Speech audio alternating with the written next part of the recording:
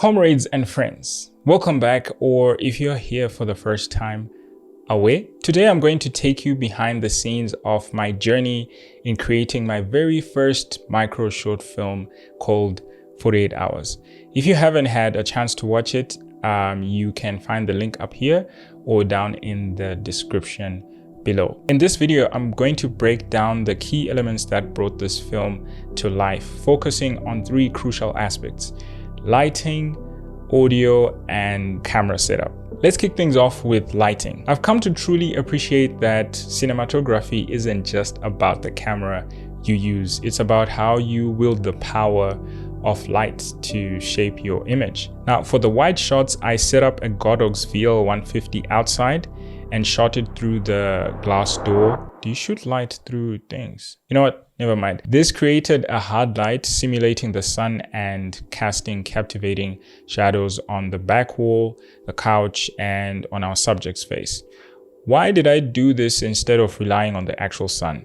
Well, the sun's constant movement can lead to inconsistency if you are shooting like video because you have so many takes. We shot early in the morning whilst the sun was still rising on the other side of the house, which gave us the chance of having the VL150 mimicking the sun, ensuring consistent lighting throughout all the takes. Indoors, I had another Godox VL150 providing additional illumination on our subject.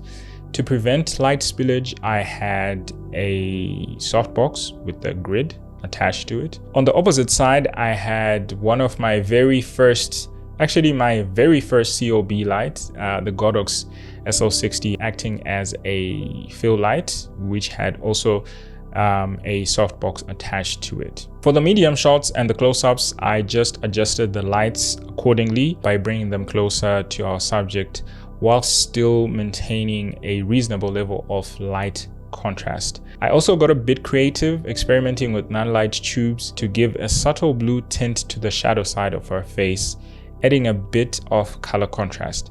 Admittedly, there was no specific motivation for this, but I was happy with the result anyway. It just felt right, and I think I liked the close-up shots, especially because of that color contrast they had. And it was a short film, so there wasn't enough time to establish everything and to motivate for everything. You can only do so much in 2 minutes. For added dimension, I also had 2 aperture MC lights in the background staircase just to add a bit of additional color contrast to enhance the overall image. Moving on to audio, we had 2 sources of audio for this project.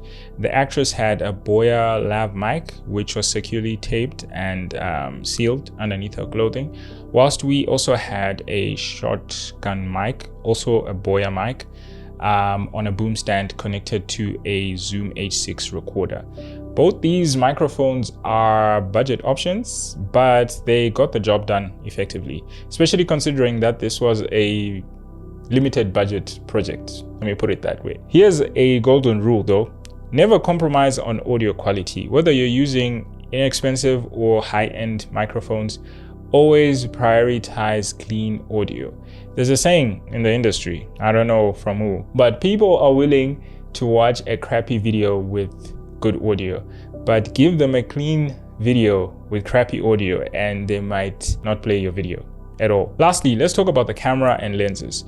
Whilst most filmmakers, myself included, in the early stages of their career often prioritize camera gear, it's essential to remember that good lighting and audio can make a significant impact even with an older or more affordable camera. That is why I actually put this category last, because I think you stand a better chance in getting way better results if you have good audio and good lighting in terms of coming up with cinematographic images.